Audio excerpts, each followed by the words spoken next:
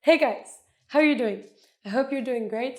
Today we decided to respond to some of your requests, and some of the requests was to cover some harder poses for more advanced practitioners. So today we are going to go into crow pose. If you already know how to get there, we have some tips to make your asana go even deeper into it. And if you don't know how to get there, just make sure to stay until the end so you have all the little tips that I have to share with you in order for you to practice this asana. So first of all, you want to make sure that your wrists are warm up, because we do go upside down on our hands and we shift a lot of weight onto the wrist and the palm of the hand. So just taking a moment to really create some space into the wrist and lubricate your wrist as we go. And a thing that is very common when we go into crow pose, I've seen a lot with my students, is once again the fear of going forward. When we go into inversions, it's very common for us to be afraid to fall out and to maybe face plant, especially when we do poses such as crow. So what I would recommend for this is just to get a cushion or your bolster to have it in front of you. Therefore, you know that if you fall, you can always fall on your bolster.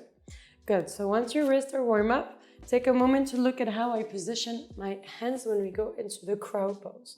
So first of all, we're going to place the palm of the hand down.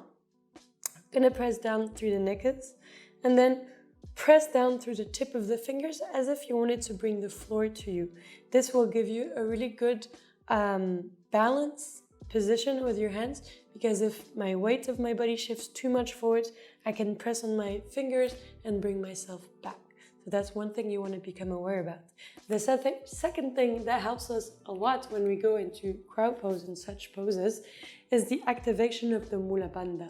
So the Mula bandha is the pelvic floor, and we want to lift the pelvic floor in order to close the energetics and not leak with our energetics when we go upside down. So becoming mindful around the activation of the Mula bandha when we go upside down. And a last tip that you can use, especially if you're beginners or lacking flexibilities, are blocks. So I'll demonstrate it to you with blocks as well. So if you don't have blocks, you can also use books. It works as well. Otherwise, I can always use my blocks, first floor of the block. Okay, and we'll start with the blocks and then we'll go into it slowly. So first of all, you can step on your block and you can plant your hands down. Cheetah version, knee out, meaning the knees are pressing into the elbows are pressing into the knees.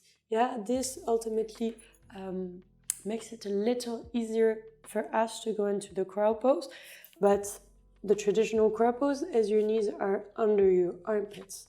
Again, depending on how flexible you are, you may want to start here. I remember I started there and slowly built my practice until I was able to have my knees resting under my armpits. So I'll start with the cheater version, what I call the cheater, but it's ultimately just an easier option for you. Hands down, come onto your blocks and see if you can lift your sitting bones up. So my hips up and I engage my Mula bandha. Pressing down with the tip of the finger, bring my knees outside of my elbows, start to press my knees into my elbows and my elbows out into the knees. And this way I can shift my weight forward, gaze in front of me, so not back and not too far forward, but you ultimately still want to have the dynamic of the heart looking up, heart pressing up, shoulders rolling back. So you're gazing forward and then slowly start to lift one foot and down, and then other feet and down. And maybe, depending if this is easy for you, you can try to lift both and then down. Take your time, because it does require as well a lot of muscle engagements in order to practice this pose. So if the muscles are yet not here, start slow, 1 foot at a time, okay? I'm going to also show you what it means to fall on the bolster, and that's why we have the bolster. I always use it when I practice when I teach crow pose to beginners or any other practitioners. So we do this, and I see this. I see a lot of that, right? And ultimately, why people fall forward is because they shift too much the weight forward without opening the heart. So like I said before, you're really always looking to have this rib cage opening, the heart action that it presses forward, and your shoulders are rolling back. Okay, I'll step off of my blocks. You can obviously keep yours depending on what you're working on. And I'll now show the more advanced version, the one where you are needed a little bit more flexibility, which is the one where you bring your knees into the elbows. So start in this position, place your hand down, allow for the hips to lift. See if you can engage Mula bandha, gaze forward, shift the weight forward. The more I bend my knees, meaning the more I bring my heels into the glutes, the easier it becomes, okay? It's actually a fake belief to think that if I just do this, it's easier. No, the more you bend, the more you allow yourself to go into a balancing position, right? And obviously when you get into proper alignment, it becomes easier. So, like I was saying, same thing, elbows underneath your elbow, shift the weight forward, engage the Mula bandha, press the heart forward, not too much weight into the knees, and then start to bend your knees. Good, option to stay there, more advanced version, extend the arms.